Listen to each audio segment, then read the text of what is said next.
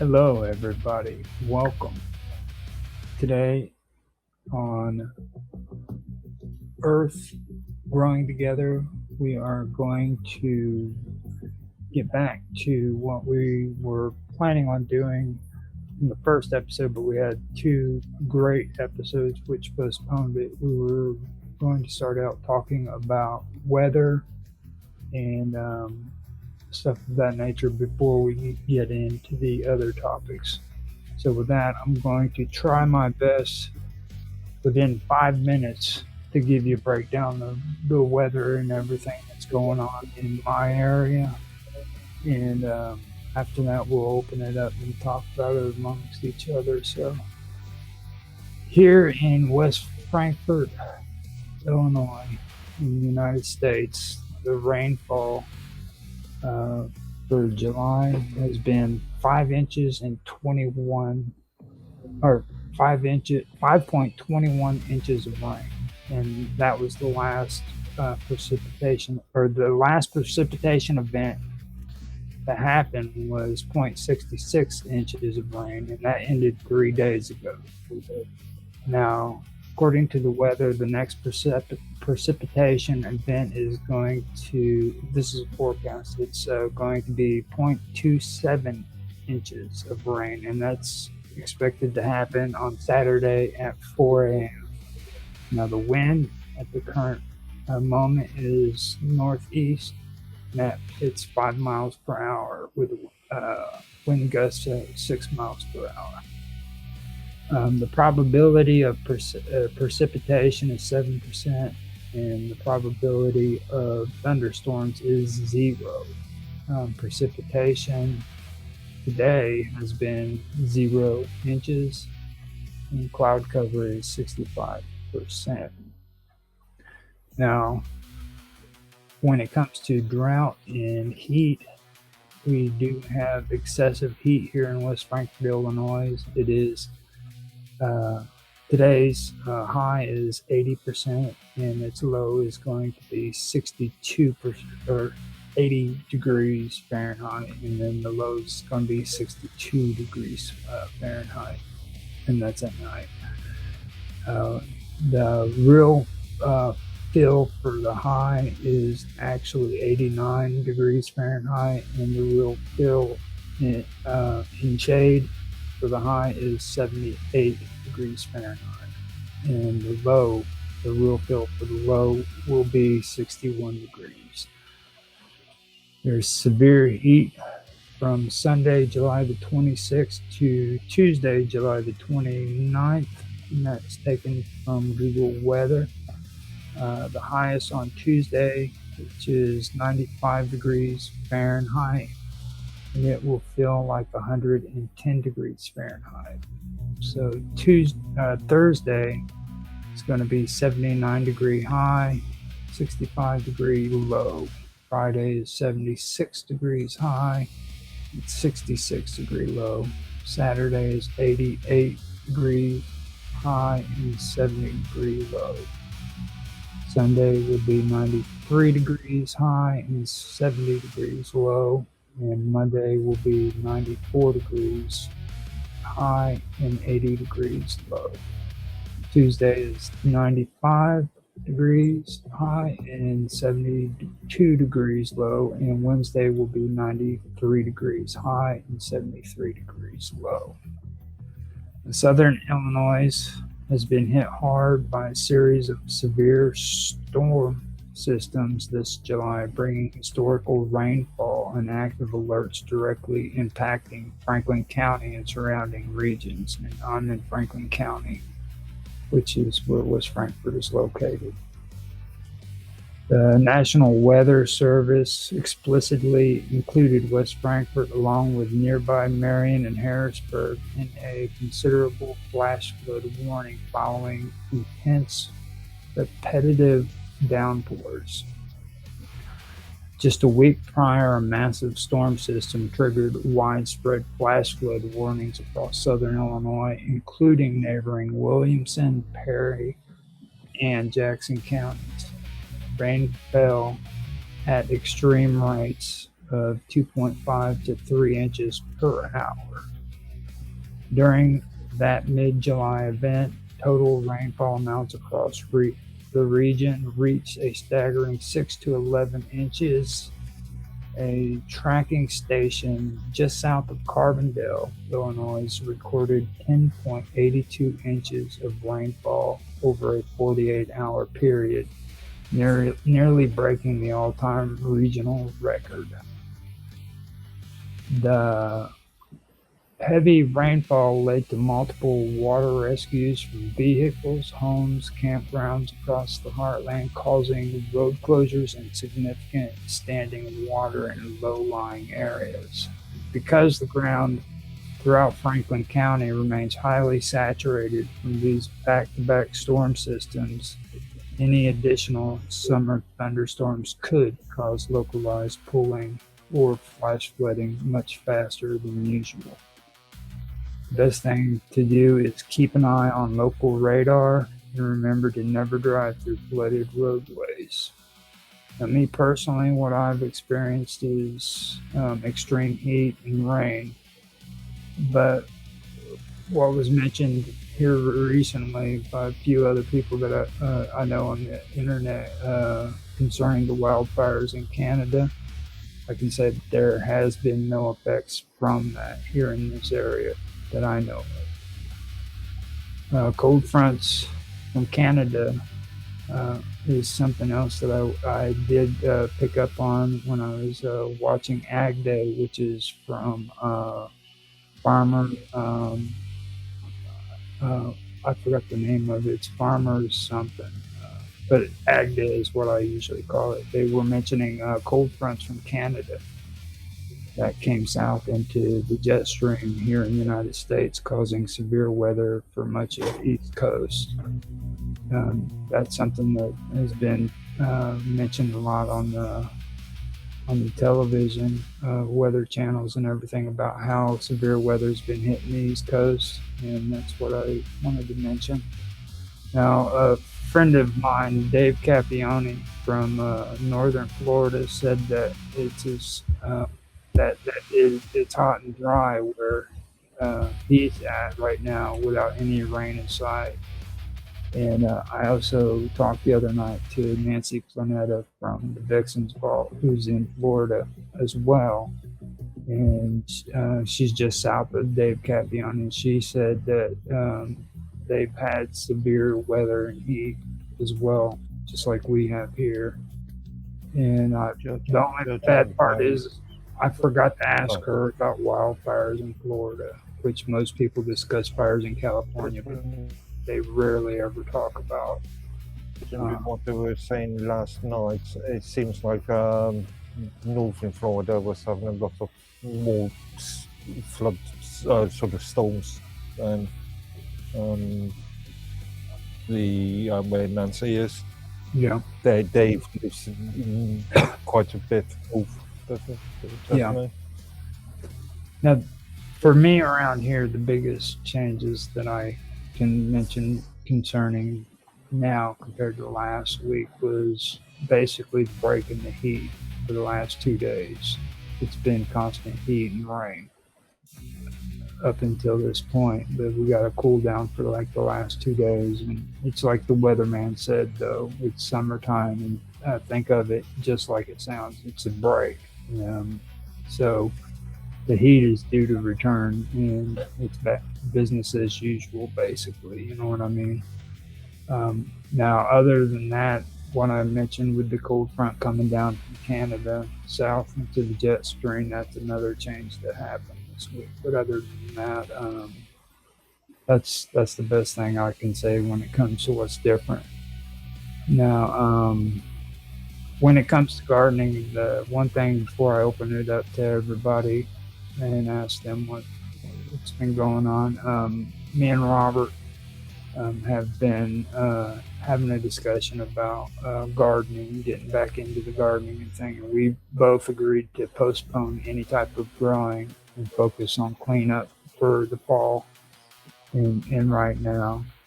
And next spring, we've decided to give it another try. but hopefully we can figure out how to work past the wild animals in the yard and stuff. Because I've mentioned it to you before about the groundhogs and the possums and this, you know, and all that. So, but we're going to give it a try.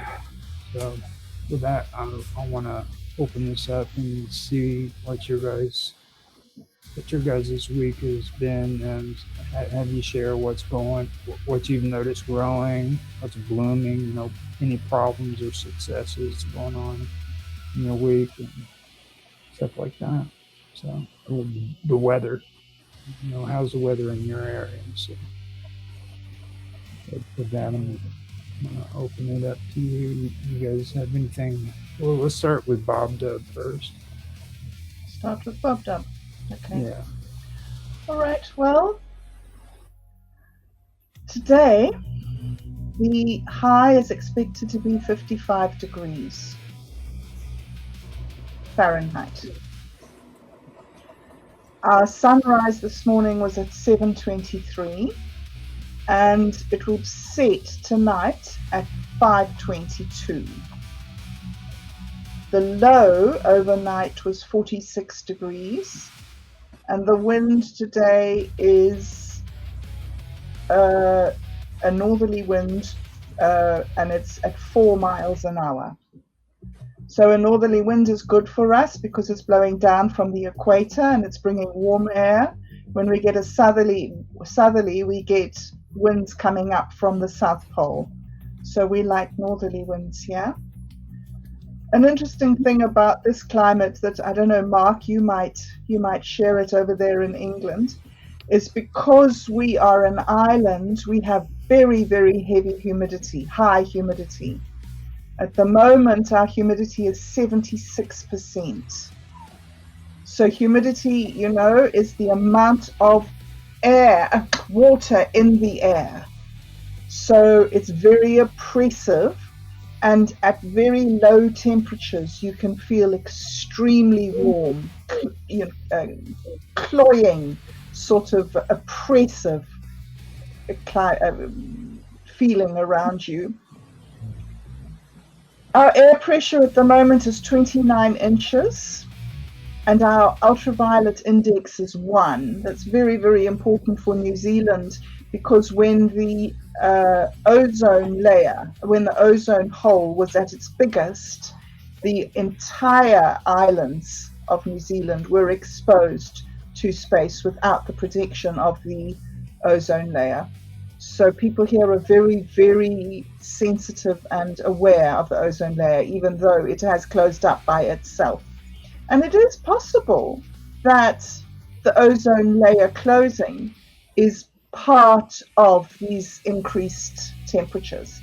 Like when I was growing up in the 70s, everybody was saying how the ozone layer was this absolute disaster. It was going to get bigger and bigger and bigger, and we destroyed the atmosphere, and what were those things called? CFCs? Aerosols?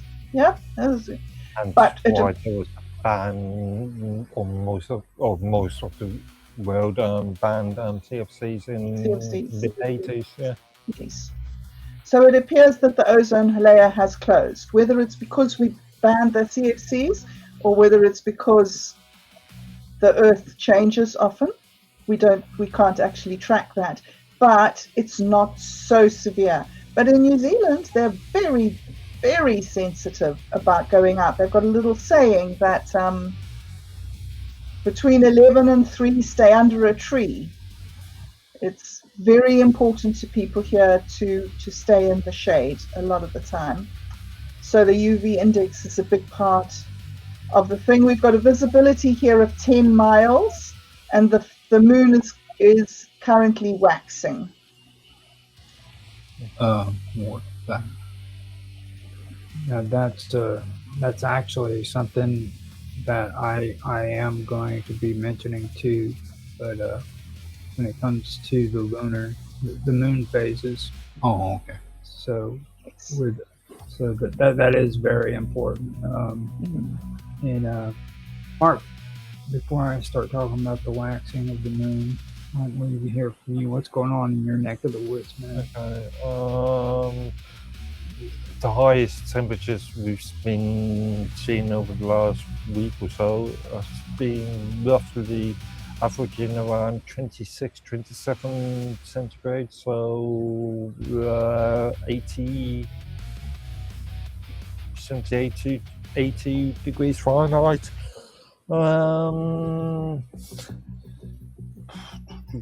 Just have to collect some data.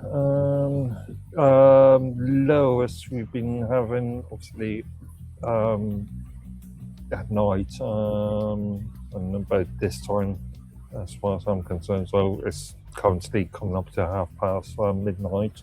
Around 15, 16 degrees, which equates to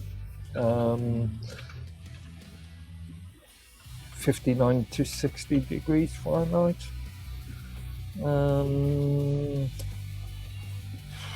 Humidity, and obviously, and as Bob mentioned, is sort of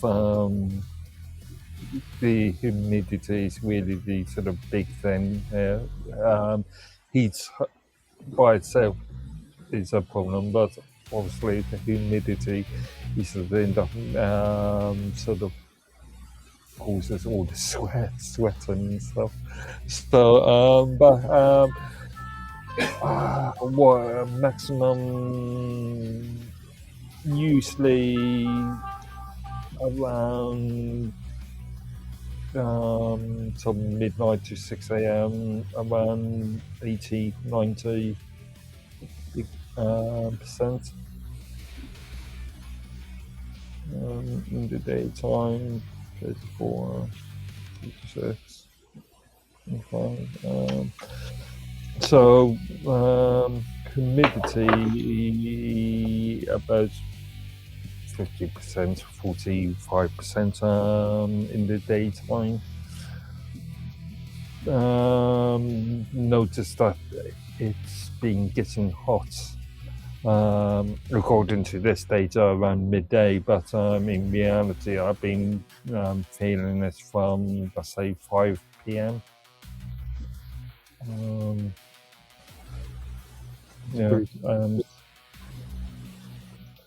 For England, especially, that's pretty rough.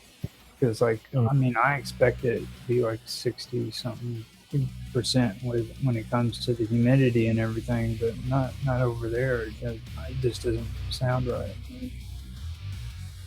Yeah, it's one of the most difficult things about island weather is the amount of humidity. On a continent, you have high humidity around the coasts, but that's usually mitigated by the fact that you have quite a strong breeze that comes that shifts between the sea and the land. That change in pressure between the temperature of the sea and the temperature of the land causes onshore and offshore drifts. So you don't have such a bad amount, you don't have such a bad problem with humidity because of the sea breezes. But inland, sorry, carry on. Can you? Okay, because what would be your temperature outside? But has anyone ever looked at what the temperature of your soil? Like when you if you dig like 3 to 4 inches down, what would be the temperature? Because like if they say if you have a basement you can go to, and you'll stay a lot cooler a little bit farther down. What would be the temperature in New Zealand right now in the ground, would you say? I wouldn't know anything as specialized as that. What I do know is that where there is a lot of organic material in the topsoil, the decay of the organic material generates a lot of heat. So you usually have temperatures that are quite warm if you keep a lot of organic material in your soil, so your roots are protected. But when you go down below that layer, you go down below the fertile layer into the bedrocks, there you can get pretty cold places. But as farmers, we are only really interested in the top bit to keep the roots warm. which is actually a good chance to move on to, because like I did want to get into some more conversation, and it does concern like elevation and stuff, so it kind of goes into a little bit more on the Absolutely. elevation I side. was just going to say, I was saying to Bob just before we started, I'm on the third floor here, and Mhm. obviously heat rises, so it may be 15 degrees centigrade at the moment, but it feels quite a bit warmer Yeah. just because Yes. we're Because you're Now, indoors. Yes. Yes. now, getting into a past conversation we had, Robert was talking before about growing zones, and I did do some research, found out what growing zones we are in West Frankfurt. We're in zone 6B and 7A. Now, growing zones, I found out, is only designated to like the North American areas, or you know what I mean. So I don't know how they would go about doing zones and stuff when it comes to like England or over in New Zealand, but that's what I did find out there when it comes to that. And for people who are listening, just to let you know, the current season is the middle of the summer growing season here. Um, Now, I don't know exactly what it is for you guys right now over there. Bob, Dub, you guys are in the middle of the summer. Do you consider it, or Middle the of the winter. middle of the winter? We're absolutely midwinter. Yeah. Yeah. That's why we have the clouds and the rain, because it's a Mediterranean climate here, and the winds, the wet blows in during winter. During summer, we have warm and dry.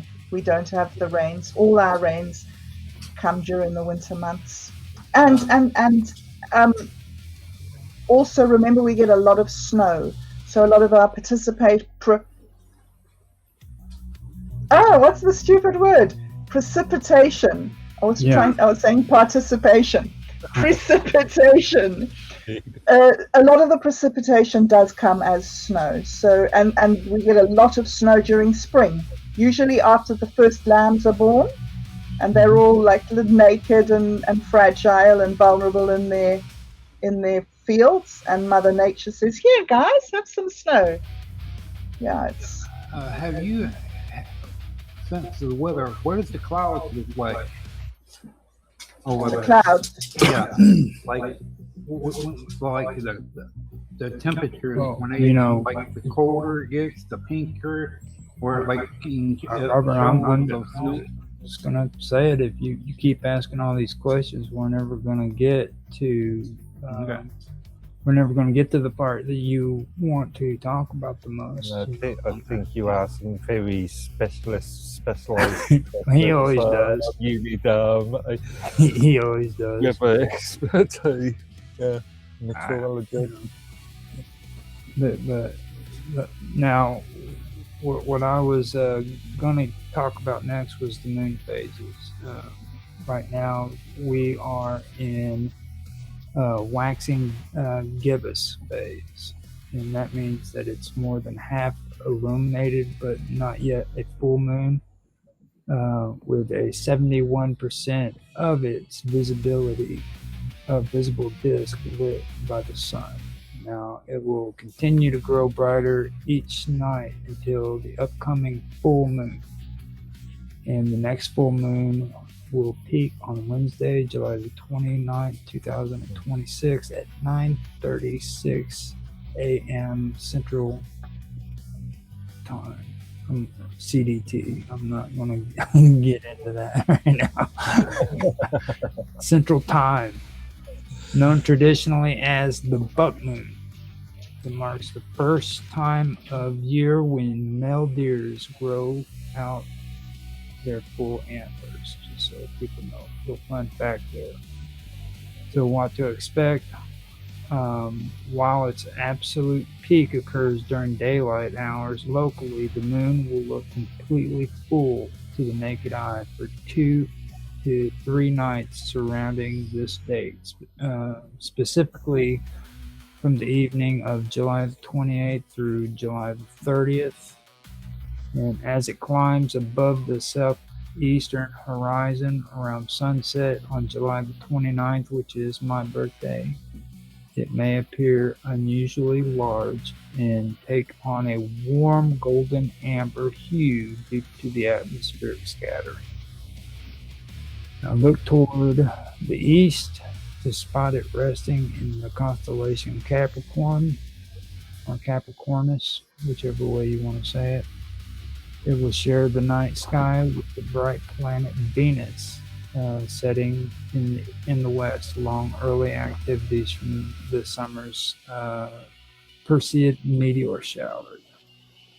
So future full moons, if you're planning ahead, here are the full moons following July. That's August 27th through the 28th, and that's the Sturgeon moon, which features a partial lunar eclipse. And then on September the 26th, there is the corn harvest moon. So that is, I just needed to shut Robert up so that I could do my actual lunar phase, moon phase, because I've been wanting to do this. I've really been wanting to do this. I love talking, because Farmer's Almanac used to do this all the time. And I don't know if you guys have ever had a chance of reading any of their pamphlets or not, or going on. Yeah, I don't know where. But I really wanted to do that. So, with that being said, we have planning recommendations. Now, this is the prime time to care.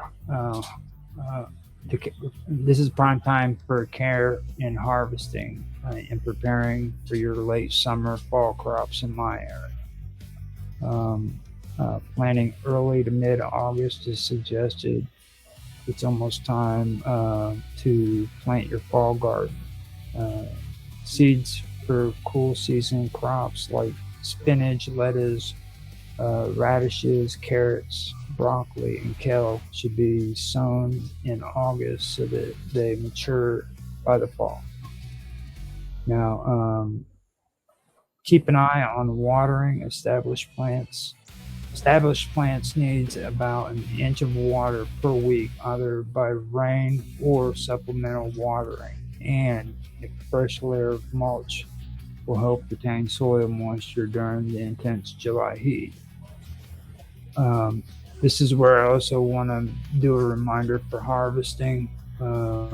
Midsummer harvests, you should currently be picking your early vegetables such as tomatoes, cucumbers, zucchinis, squash, and peppers, and pruning. Do pruning tasks. That's the 3 Ds. Remove dead, damaged, or diseased branches from any plant at any time of the year. Faded flowers, which is called deadheading. Cut back spent blooms or perennials like coneflowers, hostas, and daylilies. This channels energy away from the seed production and back into the roots.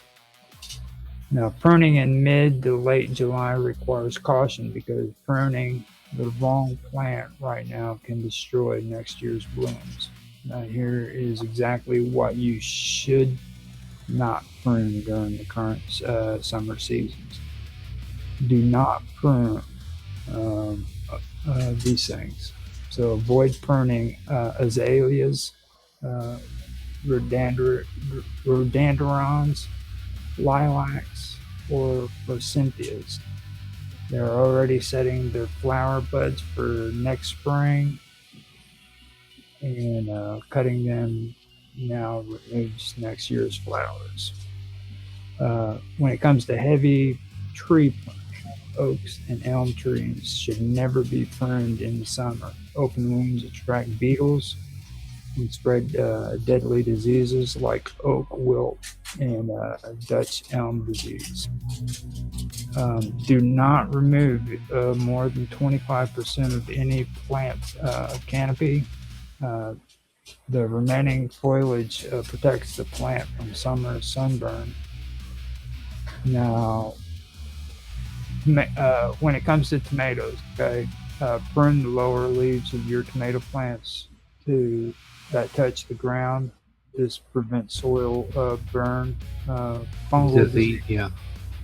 fungal diseases, and splashing and diseases from splashing onto foliage. Now, if your summer sphaerias have finished their first flush of flowers, shear them back lightly. This often stimulates a second bloom in the late summer. And for us, we have no frost risk at the moment. West Frankfort is currently within it's past its spring frost season, with summer temperatures in the upper 70s and to low 90s. So frost poses no immediate frost risk. The first fall frost historically arrives between October the 11th and 20th. So that's what I got with that part. If there's anything you guys want to talk about. Go ahead. Yeah, something I've just found out actually. I always treat forecasts, especially long-term forecasts, with a pinch of salt. But in where I am, I'm in Devon, in UK. According to what I'm seeing here, next Wednesday will be 34 degrees centigrade at the highest, so 93 degrees Fahrenheit. I think we've only had one day, maybe 2 days back in May that went up as far as that. It's pretty rough. Yeah, so yeah, probably if this is correct, then it's going to be extremely warm. I'll be melting on the fixing throat of next week's fixing throat episode.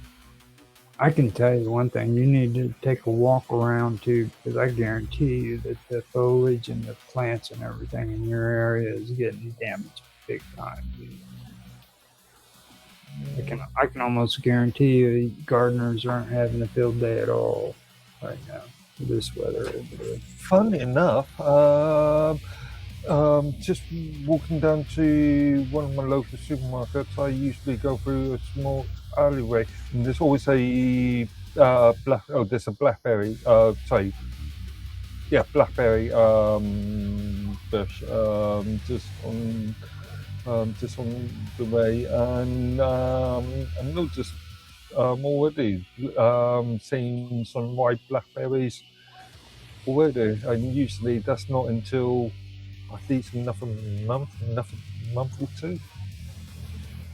That'd be interesting to check out, see what it's doing in your area. It could actually be helping it with the extra heat and everything. So, I found out what's really good for helping with your garden too.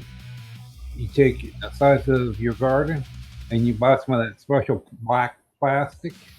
You put it down that fall, leave it set there through the winter and all that. Get ready for spring. Get your plants out there. You cut the holes in the plastic, but through the process, it builds up water up under the plastic.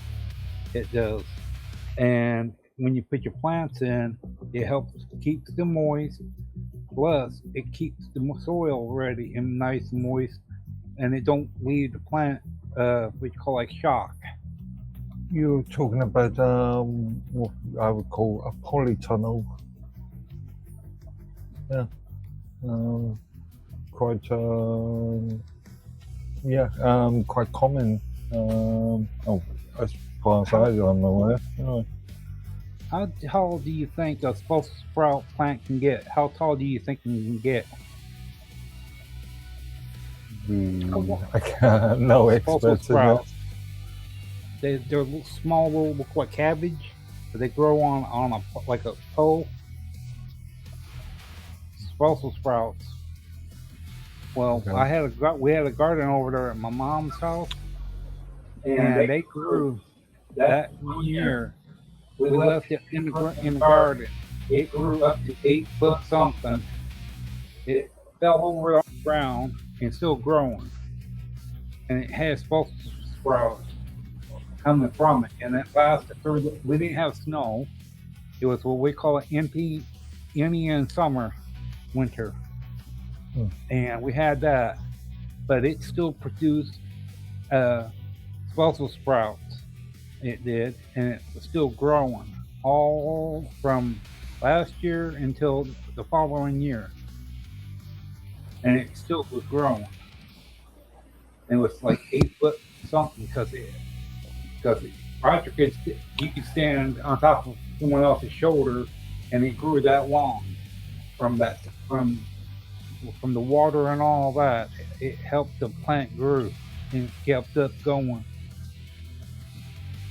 I think that this is one of the things why farming and gardening has become a science, because it's really important. Everybody's like, yeah, no, fertilizer's really good, humus in the soil's awesome, but you don't want too much. You don't want your plants to be growing so prolifically that you can't harvest them, or that because they're growing so fast they don't form a proper head, or they shoot to seed too close, too soon. So it is very much a science, and you can, if you do enjoy it, you can go to great lengths. It can be a hobby where you can really get intense and check your soil pH every day and check your humus levels.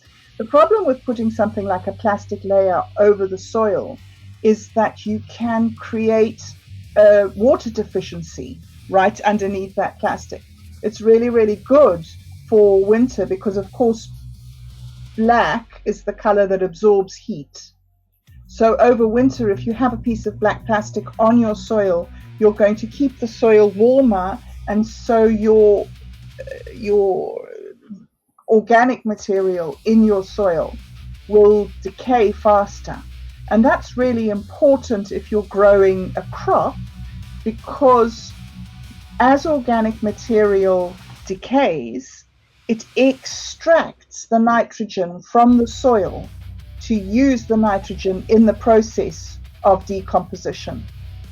And so if you have a whole lot of stuff, undecayed household scraps in your soil, you can be depleting your soil of nutrients, because nitrogen is the main thing that's needed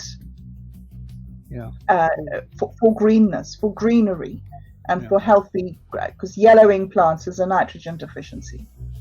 Well, so all these things are very, very exact. Sorry, Robert. Okay. Carry on. Yeah. What's the saying? But I put no leaves, broken little small twigs and all that. I did a whole bed there and to put leaves and gumballs, and plus I figure too, the materials for the trees to make it, how much hydrogen, like the sun rays and hydrogen for the materials to make the gumballs and the leaves. But I made about like 3 foot hole on one side. Took about 4 garbage cans full of weeds, gumballs, dumped it in one side, put the dirt back over the top of it, and then the other side the same way. And you're echoing really badly. I can't really follow what you're saying, Robert. Yeah. Oh. Okay. That's better. Yeah. Okay.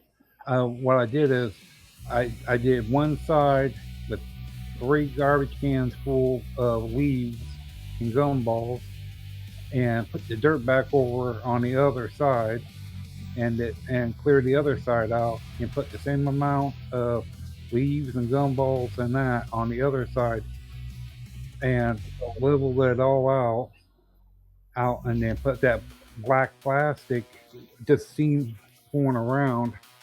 But what it did do is that when it did snow and all that, we call it hot and cold weather. It acted like takes the heat, drains like your own rainforest under the plastic. Okay, so before you get going on any further, let me, because we've got like we've gotten into 40 minutes of the stream, okay, and now we're finally getting to the part where we're going to be talking about pollination, the pollinator activity, basically. And the first part that I wanted to cover was something that Robert's been talking about a lot about sea level versus high elevation, and kind of go over that. And there's some things that I pulled up that I figured I would mention that is important that I found out. Now, near sea level. General conditions are more favorable for pollination because near sea level, because it's warmer temperatures for one thing, and then there's longer growing seasons, more insect activity, and earlier flowering, and less frost risk. Now, the common pollinators for near sea level is honeybees, bumblebees, hoverflies, butterflies, moths, wasps, and beetles. Now, fruit production is often very consistent because insects are active for longer periods in this near sea level, and this would be, I believe, moderate elevation, which is 1,000 to 3,000 feet, to that would be what, 300 to 900 meters, I believe. You'll often see like cooler nights during moderate elevations. Then you have a later spring bloom and a slightly shorter growing season with different native pollinator populations. Now, in this within moderate elevations, many orchards thrive at these elevations because cooler temperatures can reduce some pests and diseases while still supporting the pollination. Now, after that, you come to the high elevations, which is above 3,000 feet, and that would be 900 meters or above. Pollination becomes more challenging due to cooler temperatures, stronger winds, shorter flowering periods, and later frost. Fewer flying insects during the cool mornings too. Now, pollinators may not become active until the day warms significantly, which reduces the effectiveness of pollination, or the effectiveness of the pollination windows. Temperature matters more than elevation. Many pollinators have minimum temperatures before they fly. Approximate activity thresholds. Honeybees at about 55 degrees Fahrenheit. That would be 13 degrees Celsius and warmer. Bumblebees can often forage in the upper 40s degrees in Fahrenheit and around 8 to 10 degrees Celsius. And some solitary bees are active in even cooler conditions. This is one reason why bumblebees are especially valuable in cooler climates. Now, with wind, strong winds can keep bees from flying. It can blow pollen away, and it can damage blossoms. can also reduce pollination efficiency. However, wind is the primary pollination method for plants like corn and many grasses. Now, after that, we come to rain. Now, heavy rain can wash pollen from flowers. It can keep pollinators in their nests. It can shorten blossom lives and delay pollination. Now, extreme or extended wet weather during bloom can significantly affect yields in many fruit crops. That brings us to the USDA growing zones, which I was talking about before when I was telling you about our zone. Growing zones are based primarily on average annual minimum winter temperatures, and they help determine which perennial plants are likely to survive the winter. They don't predict like pollination success by themselves. Like for example, here in the United States, we have Zone 4, which is cold weather, short season, and bees become active later, and then apple blossoms bloom later as well. Whereas we also have Zone 6, which is longer growing season, more pollination activity, and greater crop diversity. So those are two examples, but then they have more. They have like Zone 8 and Zone 10 and stuff like that. So after that, we talk about high humidity and what it can do. It increases fungal diseases during bloom. It affects pollen viability in some species, and it influences nectar production. Dry climates often produce different nectar and pollen conditions than humid ones. Day lengths, that's another one. Different latitudes receive different amounts of daylight through the seasons. Longer summer days can increase photosynthesis, support long pollinator foraging periods, influence flowering timing, and native pollinators matter. Honeybees are important, but many crops also depend on benefit from native pollinators as well. And that consists of mason bees, leafcutter bees. You have mining bees, carpenter bees, and then you have hoverflies, which I never knew about until just now. And I knew about butterflies and beetles, but I didn't know about the hoverflies. Now, certain bird species, such as hummingbirds in the Americas and different regions, have different native pollinator communities, which can influence which plants thrive. This is because their signature. This is because they. Well, it's weird how that works out. I'm gonna hold off on that one. Sorry with that. With that, I'm gonna stop there and see if you guys have anything to say about that first, because that was a big one. Robert. Oh, Sorry. well, okay. I was wondering.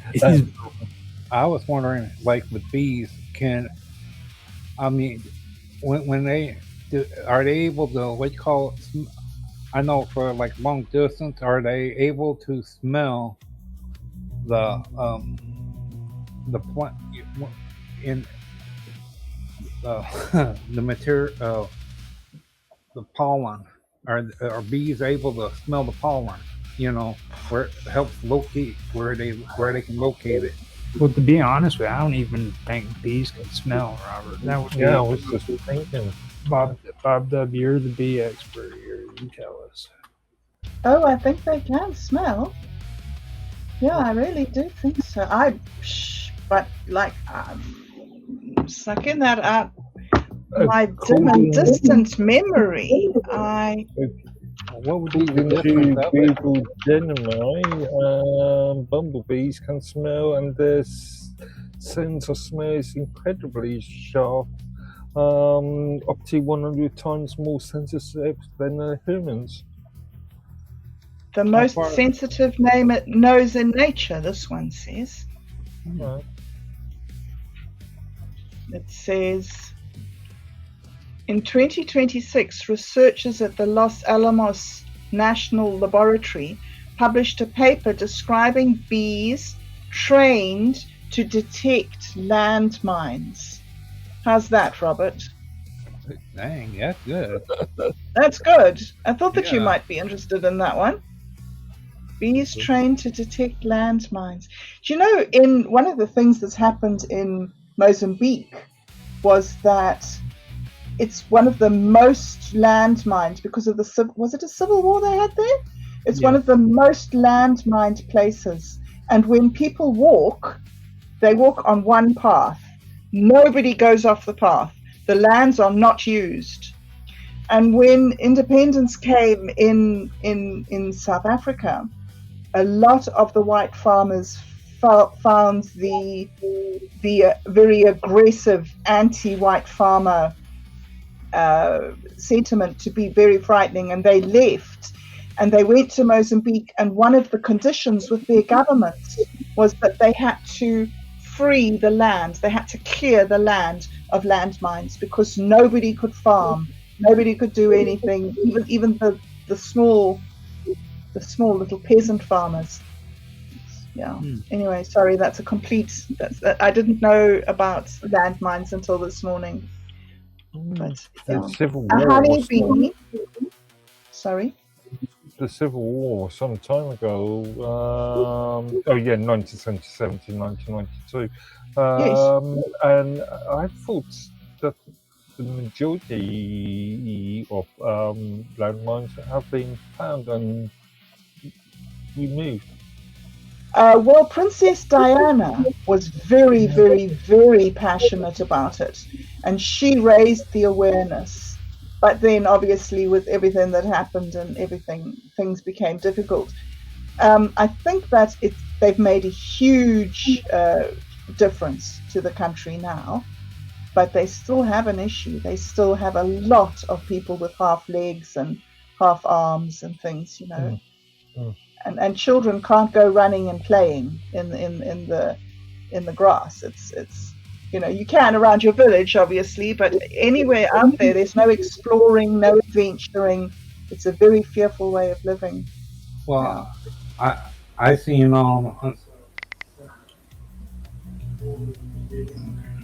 Before we get into Sorry? all that, let's Okay. let's finish this off because Oh, sorry. we we have something else that Robert was wanting to talk about, and I found this actually pretty interesting. Now, when it comes to, he's been on this kick about poison ivy and poison soup. Okay, so I decided I was going to do some checking into this, and this is some weird stuff. Okay, this is probably one of the most valuable native wildlife plants in eastern North America. Okay, and the benefits of it for food and wildlife is that more than 60 species of birds eat the white berries, especially in fall and winter. Now, mammals like the raccoons, foxes, and black bears and small rodents also consume the fruit too when it comes to poison ivy. Okay. Dense pines provide nesting habitat. Birds often hide in poison ivy thickets from pet predators as well. And when it comes to erosion control, its extensive roots system, they stabilize soil in slopes and stream banks. Small greenish white flowers produce nectar and pollen for native bees, flies, and other insects. And then I started checking into poison oak, okay? And depending on where you live, poison oak may grow as a shrub or a vine. Now, The benefits of that include nectar source for native pollinators, berries eaten by birds, excellent cover for quail and rabbits, and it helps stabilize hillsides like before with the other ones. Now, poison sumac, unlike poison ivy and poison ivy, it prefers wetlands and it helps stabilize wet soil as well. It provides food for wetland birds and it often shelters amphibians and reptiles. And because it thrives in the swamps and bogs, it also contributes to the health of those specialized ecosystems. Now, many people don't realize these plants flower. Okay, their flowers usually attract bees, like native bees and honeybees, and hoverflies, and small wasps and beetles as well. Um, and the flowers aren't showy. They they provide a food source for a lot of the wild sources or the wildlife in the area. And the weird part is the wildlife isn't even affected. Like the oils that cause our rashes, and it doesn't bother most wildlife. This is what gets really weird. Like animals that commonly go through, like poison ivy and everything, are like wild-tailed deers. You have goats, rabbit, cattle have occasionally done it, and so does horses. Okay. Now these birds and mammals, they can carry the oil on their fur or feathers without being harmed whatsoever. You know, I found that all out. Neat trick. Hmm.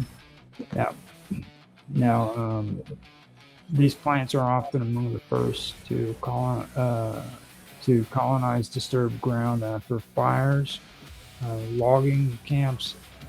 See it when there's storm damage and construction or flooding. That's when you usually see them growing first in the areas. Um, that was the part that I wanted to bring up there. Now, of course, they do become a problem. Um, you know, even but that kind of goes along with every other plant. It's something that everybody needs to take warning. Even though I'm saying that, beware, because right around here now is big poison ivy, poison oak season. So be careful about what you do when you're in the wilds, and make sure you know what it looks like, because you can really cause harm to yourself. So. And be watchful when it comes to hiking trails or children's play areas around the home and stuff. Vegetable gardens, they have them too, so kind of watch out for that. So, Obviously, poison ivy is really just an issue in North America and East Asia. well, I'll tell you what, we have it growing like wildfire here. Like, you have to be real careful with this area. But I did find that very interesting when it came to that topic and everything. So Technically, not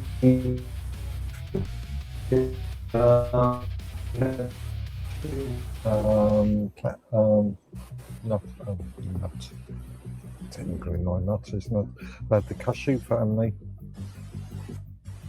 the cashew family. Yeah. Checking out. Pistachio and cashew. And yeah, I can't pronounce the nut. But yeah, it's technically not an ivy. Now, technically speaking. now I am wanting to get farther into this, but we've gone up to like an hour and 5 minutes, and boss has said that we keep this at 1 hour or there will be severe consequences. So we listen to Bob Dub when she says stuff like this. So now next week, Bob Dub didn't say that. Guys, for everybody listening, Bob Dub never said that. Bob Dub agrees with that, but never said that.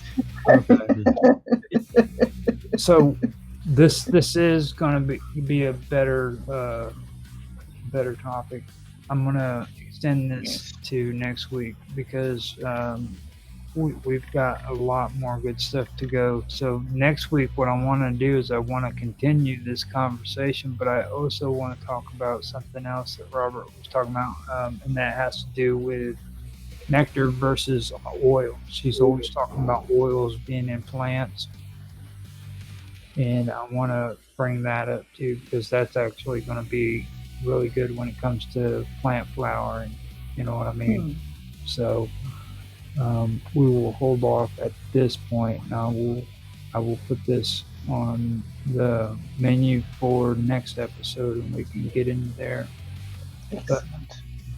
But before we leave, I want to get socials from you guys so that people can find out how to contact you if they want to ask you questions. And we'll start with Mark Edworthy. Mark, what can people contact you? Just one site, minds.com, under the username Medworthy. Okay. And I'm also on, Roger, I'm also on minds.com, but I have lately been hanging out in the swarm space for a few hours every day. So if anybody wants to jump into the swarm space, let me see. I don't have the. Hang on, where's the? Give the URL because I don't think the Yes. full SEO. Yes.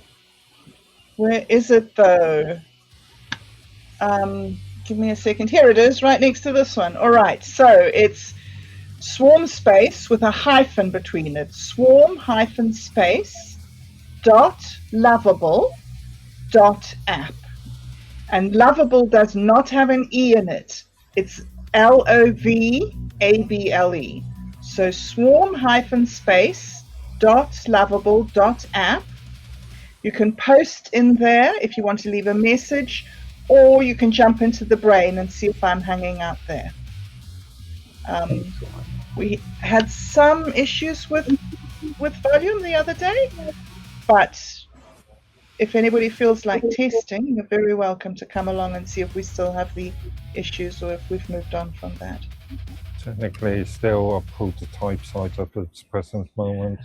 So. Oh, absolutely. I'm sure that people who know what they're doing will do it better than me. But for me, I'm still there mostly to test and to just, to test. And I will be more than willing to come in and help you test whenever you want to. So. Now, okay, awesome. Thanks. Now, if you want to contact me and Robert, you can find us both too at my account on minds.com as well at Roger_Hansen. You can also find me on X, Roger Hansen at ROGLOL1973. I don't go on there all the time, but I do go in and check up and see if anybody leaves me messages. So if you want to contact me there, you can too. Now, we have Earth, Roger Hansen's Earth on YouTube as well as on Rumble. You can check us out there with our edited versions of these strains. And you can also check us out on my main channel when I do the live stream, which is Live with Roger Hansen. And if you guys enjoyed this, please like, subscribe, share, make comments, give some feedback, and we will always answer you back, as long as you're not trying to sell us something or get us to buy subscribers. Mm-hmm. In that case, we will block you and never talk to you. Ever again. Ever. So beware. Heavy threats. Heavy threats. So with that being said, I will go ahead and end the show. Thank you guys for being on the panel, and thank everybody who was watching today. Oh, and I do have picks coming up in the next episode too. Austin